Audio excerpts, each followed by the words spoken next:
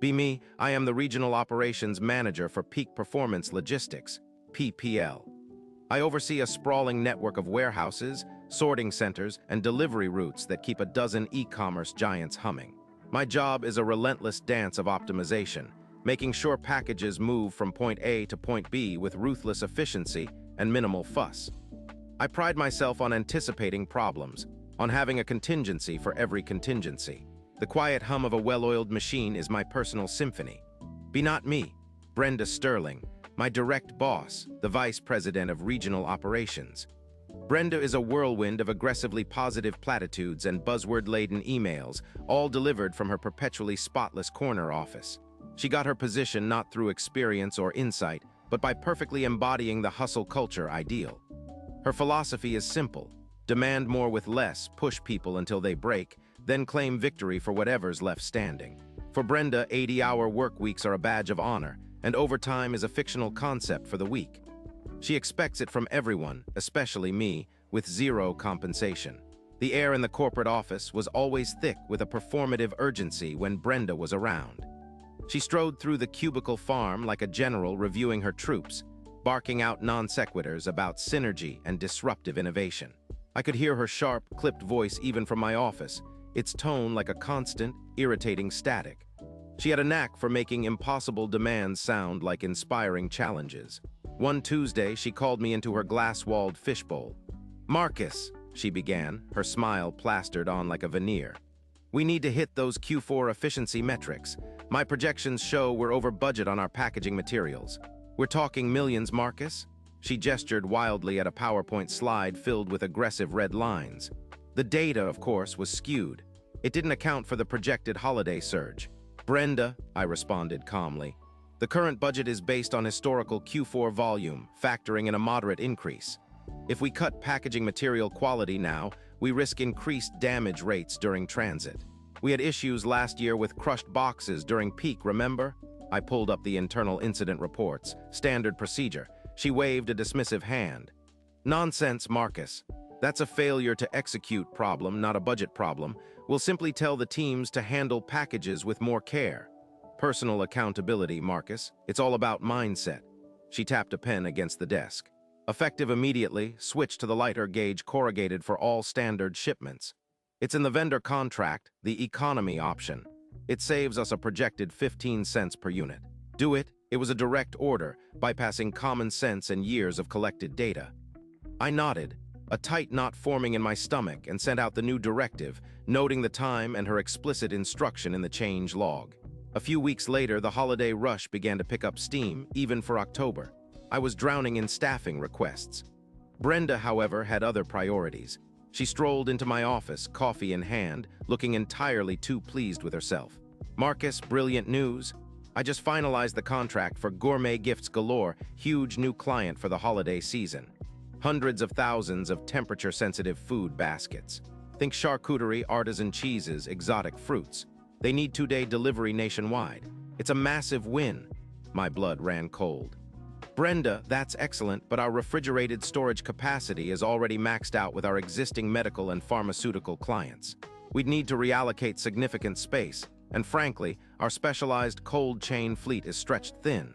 We'd also need a dedicated sorting team for perishable goods." I tried to explain the intricate logistical ballet required. Cold chain logistics wasn't just about putting things in a freezer. She cut me off with a patronizing chuckle. "Details, Marcus, details. You're an operations manager, not a naysayer. This is a multi-million-dollar account. We pivot. We adapt, we optimize, just find the space. And tell your team to prioritize those shipments. What's the worst that can happen? A little extra insulation, maybe. It's not rocket science." She gave me a wink. "Just make it happen. I'm telling their CEO we're fully capable." Another direct, reckless order. I made sure her instruction to find the space was documented in our meeting notes, time-stamped and filed. I also noted the explicit lack of additional budget or resources for the new client. The major incident that truly shattered any remaining illusion of Brenda's competence, or my own sanity, happened in early November. Holiday volume was surging, and our existing staff was already working mandatory 10-hour shifts, 6 days a week. People were exhausted, making mistakes. Our employee retention software was flashing red with warnings about burnout. My proposal for a modest temporary staffing increase for December, along with a bonus structure for existing employees, had been repeatedly rejected. Brenda called it unnecessary overhead and coddling.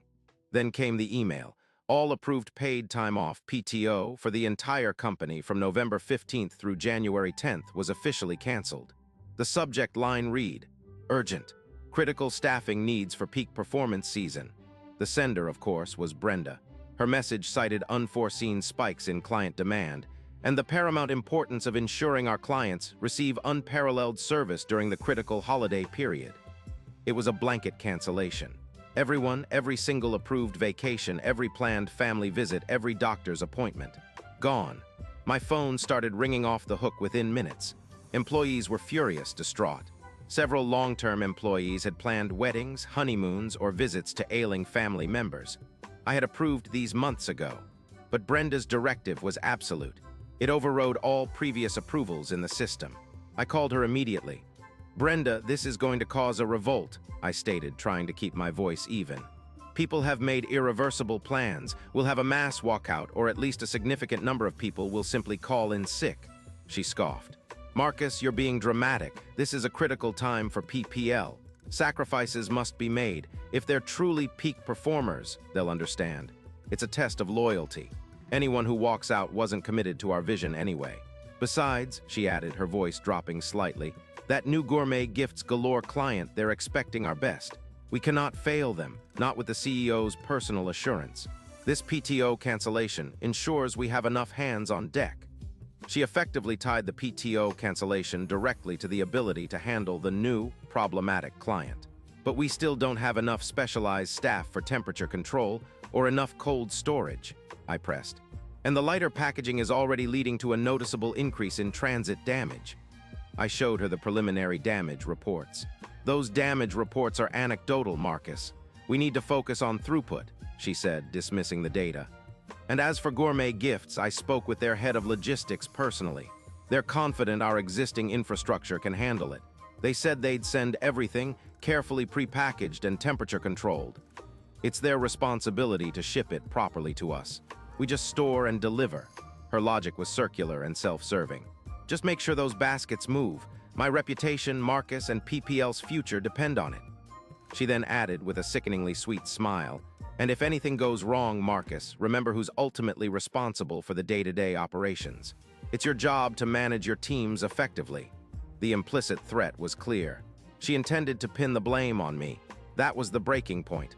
The moment she effectively threw me under the bus before the bus had even left the station. The anger was a cold, quiet thing inside me. I felt a switch flip. My role changed from active problem solver to meticulous observer. I went into read-only mode. My master plan began to meticulously unfold. I started documenting everything with a renewed, almost obsessive focus. Every single instruction from Brenda, especially those that bypassed established policy or my recommendations, was archived. Emails, meeting notes, system change logs, all saved, backed up, and cross-referenced. I created an entirely separate, redundant archive on an encrypted external drive, beyond the reach of corporate IT's daily backups. This was for me. I pulled out the employee handbook. Under Section 7.3, PTO cancellation policy, it stated, "Approved PTO may be revoked by management only in cases of documented national emergency or catastrophic system failure impacting the entire company, and with at least 30 days prior written notice." Brenda's email met neither of these conditions. The memo was saved. I reviewed the contractual agreements with Gourmet Gifts Galore. Section 4.2, Client responsibilities for perishable goods stated, "Client will ensure all temperature-sensitive items are adequately packaged for standard transit conditions for up to 24 hours. PPL assumes responsibility for maintaining specified temperature ranges within its cold storage facilities and during final delivery within its specialized fleet." Brenda's assumption that they were responsible for full prepackaging was a catastrophic misinterpretation. My job was to operate within the contract, not to correct Brenda's poor salesmanship. I drafted, but did not send, internal memos detailing staffing shortages and resource limitations related to the Gourmet Gifts client. These were time-stamped, signed, and then saved as drafts in my email folder ready to be sent or produced. They served as a record of my intent to warn should the need arise. It was a subtle, malicious detail. My internal reports to Brenda continued to reflect the raw data. Increased damage rates from the lighter packaging, mounting perishable spoilage, alerts flagged by the system. But I stopped adding my usual accompanying recommendations for mitigation. I simply presented the data. When Brenda demanded an override in the inventory management system to prioritize gourmet gifts packages over existing medical supply deliveries, due to urgency, I executed the override precisely as she dictated, but not before taking screenshots of her email instruction, the original priority settings, and the final overridden settings, all with time and user stamps. I even created a separate internal ticketing system entry, noting the override and citing her specific directive. It was a golden chain of command, leading straight to her. My compliance was perfect, meticulous, and entirely devastating. The execution phase began right after Thanksgiving. The package volume was beyond anything PPL had ever experienced. The PTO cancellation meant almost no one called in sick. They simply showed up, exhausted, resentful, and moving at a snail's pace. The new, lighter packaging was failing spectacularly. Boxes of electronics were arriving dented, clothing was spilling out of ripped cartons, and worst of all, the perishable gourmet gifts baskets were backing up. Our limited refrigerated storage was overflowing. Many of the carefully prepackaged baskets from gourmet gifts were arriving inadequately insulated for the transit time from their facility to ours, let alone the internal PPL journey. They needed immediate cold storage, which wasn't available. The system was showing red alerts for thousands of units, indicating internal temperatures rising above safe thresholds. Brenda, of course, was oblivious. She was busy in her office, probably polishing her Peak Performer award. Then the calls started. First, an irate customer who received a basket of moldy cheese, then another whose artisan meats had turned green. Soon, a flood of complaints directly to Gourmet Gifts, who in turn called Brenda. Brenda stormed into my office, her face a mask of furious indignation. "Marcus, what the hell is going on with Gourmet Gifts? Their CEO is on the line, threatening to sue, says we're ruining their brand, spoiled product, Marcus. Hundreds of thousands of dollars worth, it's an operations failure." She pointed a trembling finger at me. "This is on you. You were supposed to ensure those packages were handled properly." I looked at her, my face a carefully neutral mask. "Brenda," I said, my voice calm, "I have been following all directives regarding the Gourmet Gifts account, precisely as you instructed, and all other accounts for that matter." "Don't play dumb with me, Marcus," she shrieked. "You're the manager, your teams are obviously incompetent, this is gross negligence." I reached for a neatly organized binder on my desk. "On October 15th, you directed me to find the space for Gourmet Gifts, despite my warnings about our maxed-out cold storage capacity." I opened the binder. "Here's the timestamp meeting note." I slid it across the table. She glanced at it, her eyes narrowing. "That's just a note, you should have improvised." "On November 1st, I continued, unperturbed, "you unilaterally canceled all approved PTO for the entire company, citing unforeseen spikes and the paramount importance of clients like Gourmet Gifts.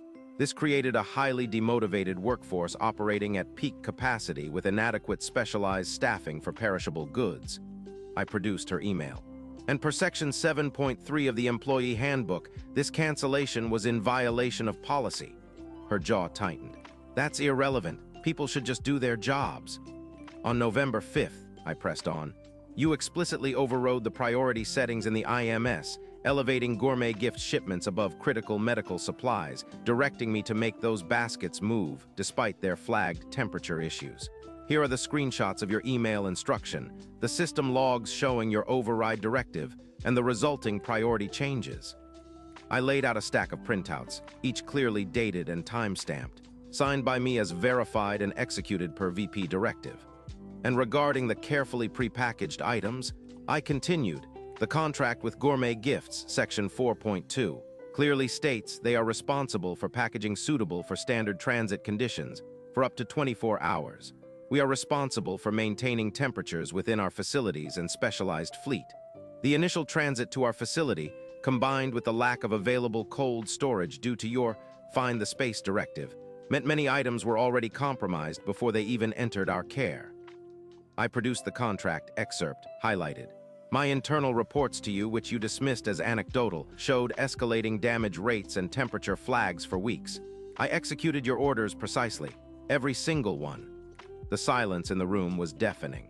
Brenda's face went from furious red to a pale, mottled gray. She stared at the stack of documents, each one a nail in her professional coffin. The trap was sprung, and she was impaled on every single point. The fallout was spectacular. Within an hour, Brenda was summoned to a video conference with the CEO, the head of legal, and a representative from the Gourmet Gifts Galore legal team. My binder of meticulous documentation was already on the CEO's desk, courtesy of my perfectly timed email to him minutes before Brenda's outburst. The CEO reviewed the evidence, his face growing darker with each page. PPL suffered a multi-million-dollar lawsuit from Gourmet Gifts Galore for breach of contract and reputational damage. There were also numerous smaller lawsuits from employees whose PTO had been illegally canceled, many citing distress and financial hardship. The City Council launched an inquiry into PPL's labor practices. Brenda Sterling was fired for cause before the day was out. Not just fired, but escorted out by security, her badge revoked, her access credentials deleted mid-sentence. Her hustle culture evaporated into thin air. The irony was, her ambition had led her to meticulously document my execution of her directives, thinking she was building a case against me, never realizing I was building a case against her. Update 1, 2 weeks later. The dust is settling. PPL is in crisis management mode, but at least the cancer has been removed.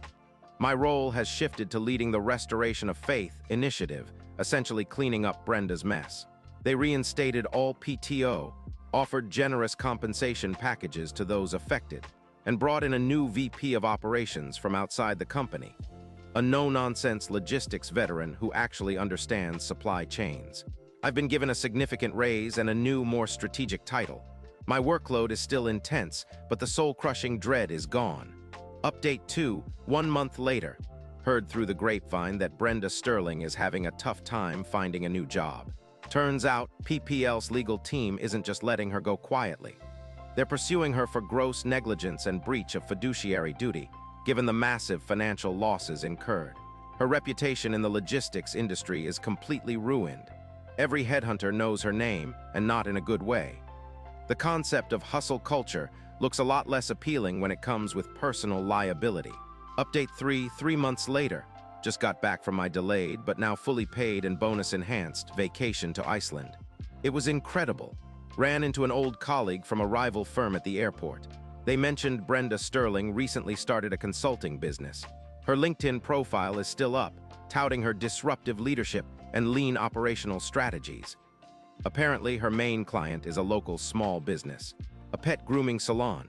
She's advising them on maximizing towel inventory turnover and optimizing canine bath cycles. Some people never learn. Sometimes the most satisfying revenge is watching them crash and burn without lifting a finger, then getting a front row seat to their pathetic attempts at rebuilding from the ashes.